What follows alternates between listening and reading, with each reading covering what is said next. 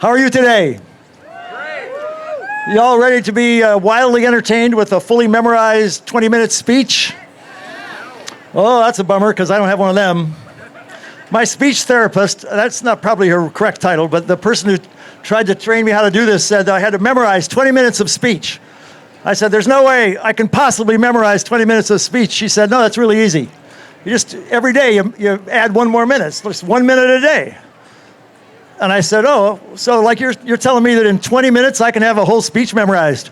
She said, no, Rick, it's a political speech. It will take you 40 minutes because you're a politician, and then it will only be a 10-minute speech.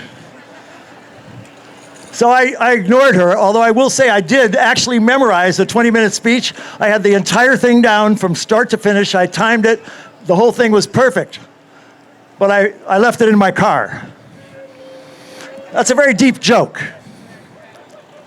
I did bring this part of it. The first thing I'm going to do is I'm going to make some predictions because I'm a politician and it's my job to lie about the future. But I don't think that these are absolutely horrible ones. They have nothing to do with being governor. But I actually believe each one of these. Number one, it's not going to be long before all the cars that need human drivers are only going to be driven on private roads. Because it's too dangerous to have a public road with people driving. People are not good drivers. They kill each other. They do all kinds of weird stuff. They text, they drink, and there will no longer be private drivers on public roads. You'll have to go to, it'll be a little bit like an amusement park, but it'll be called a private road. Of course, we're libertarians. We think all the roads should be private, so it's really not a bad solution. Number two, nobody in the future will ever remember COVID. We got other things to think about. Number three, there will be no income tax. Well, why not? Well, libertarians, we don't like taxes at all, but the reason that this is a solid prediction, the reason that there's not going to be an income tax is because the income tax is the worst possible tax of all. You can't dream up a worse way to tax people than an income tax. You tax things that you don't want. So if you don't want people to work, you put on an income tax. Not to mention that an income tax is nothing other than a slush fund for politicians who like to change it over and over and over and over again every year, giving their friends a little bit of credit and giving their enemies a little bit of surcharge. It becomes a complete mess. It's hundreds of pages just if you read the instructions, and there's thousands of pages if you actually want to know what's going on. The income tax is going to go away because it's simply a bad idea. They'll replace it with a smarter kind of tax. I don't know what. Number four, no one will pretend anymore in the future to have privacy because we don't. It's over. There is no privacy in this world. It's too late. Forget it. We're just going to have to learn to live with the fact that everybody knows everything all the time if they want to. They're going to know what you do 100% of the time, and you cannot hide. All right? So forget thinking that it's going to come. It's too late. I'll give you an example. Right now, I can go out there and I can look up anybody here who's registered to vote in Iowa, and I can get about 200 data points on them. I can figure out whether or not they subscribe to a gardening magazine. And that's just me. And by the way, that's free for me to look. Okay? Privacy is dead. It's not going to come back. Number five, either we are going to have absolutely no welfare state at all, which means no Social Security, no Medicare, no Medicaid, no VA hospitals, no nothing, no corn subsidies, no welfare state at all. Or the alternative is we're going to have a universal basic income. I don't know which way that's going to go, but I can tell you it's going to go one way or the other, okay? Because the only way you can have a welfare state that actually works for the people is if you have a universal basic income. I don't think that's necessary, but if you're going to have one, you can't do it any other way. Number six, there's going to be a carbon tax. If that's probably the most believable prediction that I'm going to make today. It's the only way you can reduce carbon usage. All these subsidies, all these special programs for wind, for solar, for nuclear, for coal, who knows what it's for ethanol, they don't work, and a carbon tax does. If you want to reduce carbon emissions, there's one way to do it efficiently and fairly. It's called a carbon tax. So just get ready for it. I'm not promoting it. I'm just telling you what's going to happen. All right, number 10. No, that's number 6, I guess. There are going to be 10 libertarian presidents in a row elected, and it's not going to be that far in the future because libertarianism is the way to go.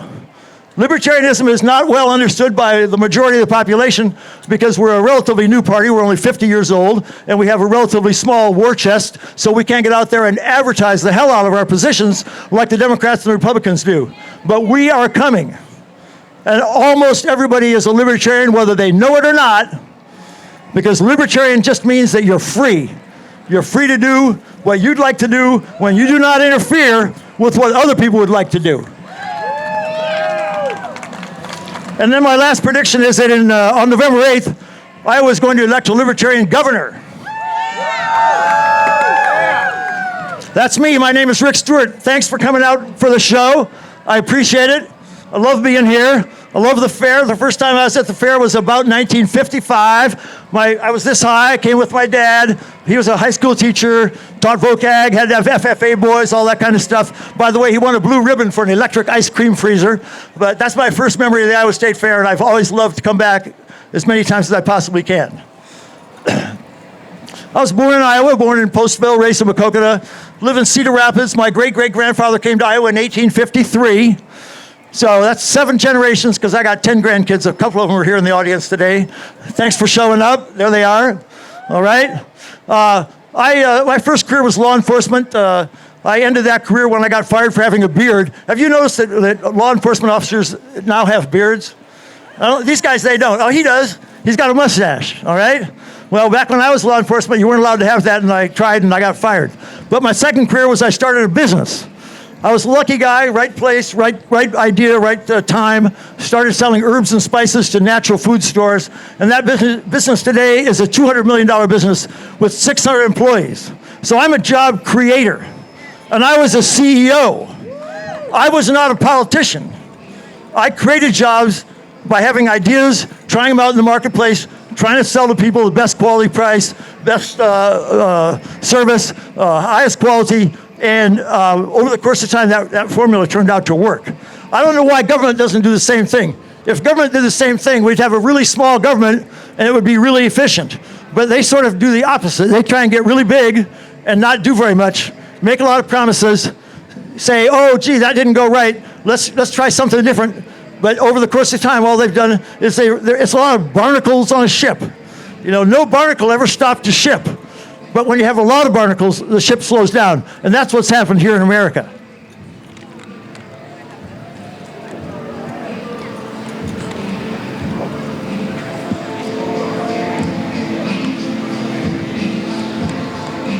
They tell you can only have 3 things that you can emphasize if you're a politician, because voters only can remember 2.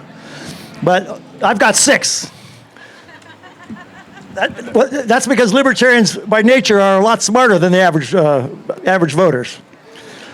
The first one that's important to me is the drug war. I'm going to leave that to last because it's the most important for me. Everybody that knows me knows that I have been fighting against the drug war since about 1992. It's the worst mistake this country has ever made.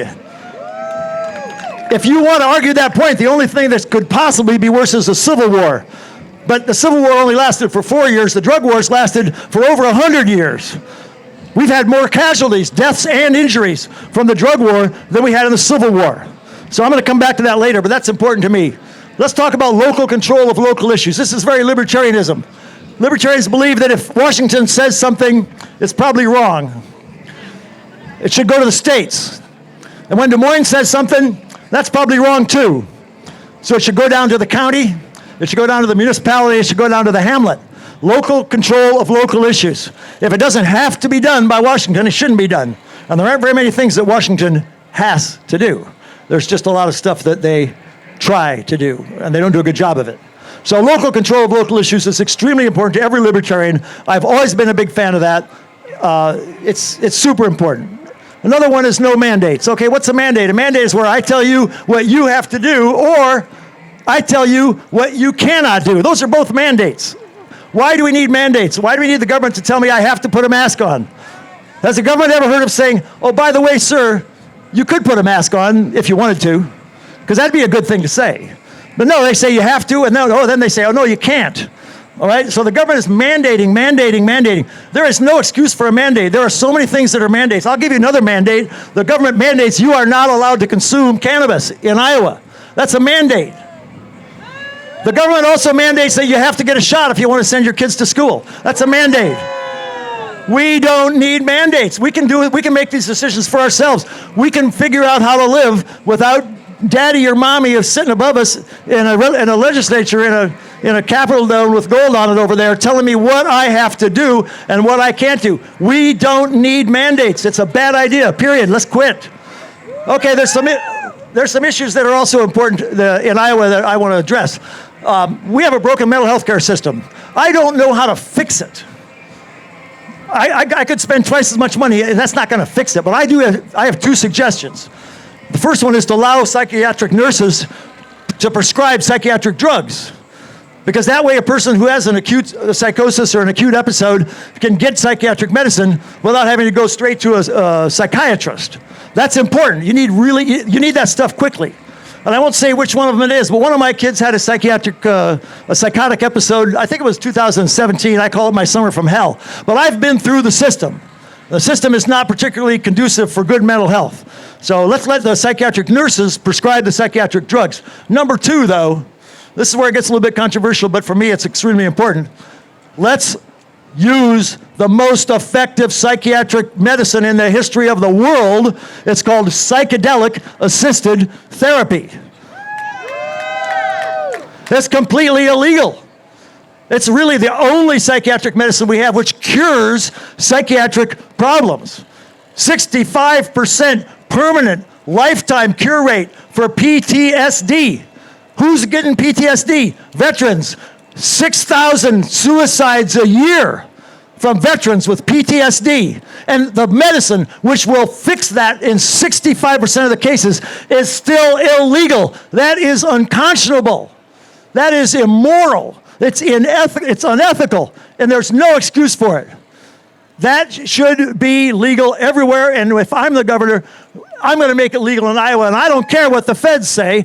You're going to be able to get psychiatric-assisted therapy in Iowa as soon as I'm the governor. Let's talk about marijuana. Let's talk about eminent domain. Sure, go ahead, shoot. She's got a question. The state of Iowa is not helping its people financially with the prices of food and everything going up.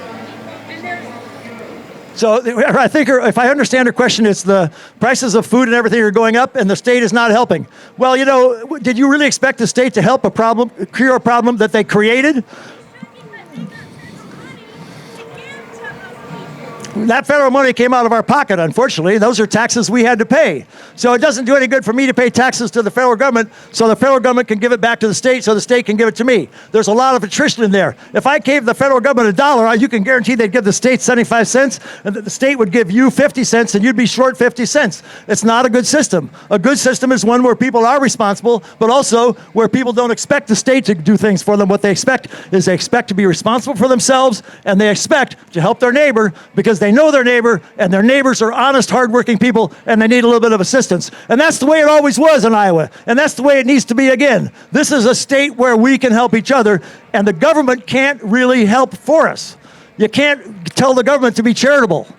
All they'll do is they'll take your money and say, look at this great job I'm doing. You could have just given the money away to yourself, and you would have been. It would be more effective if you did that. So, eminent domain. Let's talk about eminent domain. Eminent domain is where the government steals your land, whether you want it or not. Okay? Now, it is in the Iowa Constitution. The Iowa Constitution allows eminent domain, but they don't allow it for private gain. Eminent domain for private gain is exactly what 4 private pipeline companies in America are trying to get past us. I will not allow that. I will stop any attempt to use eminent domain for private gain. And I don't want to tell you what my competitors are doing, but I will say this. So far, neither of them have said the same as I have. They just either say nothing or they shrug their shoulders. I am not going to shrug my shoulders. And just one more thing. Teachers, I only have a minute. This guy down here is going to drag me off stage. So there's a big controversy in Iowa about teachers and money and vouchers and draining the public school systems, but my theory is this. Let's go back to the one-room schoolhouse, because the one-room schoolhouse was educating Iowa kids better than we educate them today. So if we were better when there was a one-room schoolhouse. It doesn't take a lot of brains. Let's go back to something that used to work better. All you have to do is copy what we used to do. I'm not trying to say the only thing we do is we build a whole bunch of one-room schoolhouses. What I am saying is one teacher with kids who know that the parents, the teacher knows the parents know the teacher is paid by the parents through the government. We can do better just by stop doing the things that have made us not so good. All right, I think my time is up. Josh? I got a couple minutes. Any questions? What will you do about the abortion law in Iowa? Well, I believe life begins at conception, and I believe that it should be honored, it should be treasured, it should be something that we all protect. I also believe that the government is the last person that would ever come up with a judgment about abortion that was valid. They are not wise. Politicians are not wise. They're not your pastors. Politicians are just trying to get more votes. So I say get the government out of the abortion question, because I don't trust the government on that particular question at all. Anything else? Say it again. Would I privatize the schools? Well, we already have private schools. I wouldn't abolish the public schools, because if the public schools are doing a good job and the parents want to send their kids to the public schools, that's okay with me. But I would also say this. Why would we expect the government to be great at providing an education when they aren't great at doing anything else? I mean, if you can't deliver the mail, why would I expect the government to be really good at delivering an education? That goes back to the one-room schoolhouse. There was one teacher, and she was responsible. I say she because they were she's, right?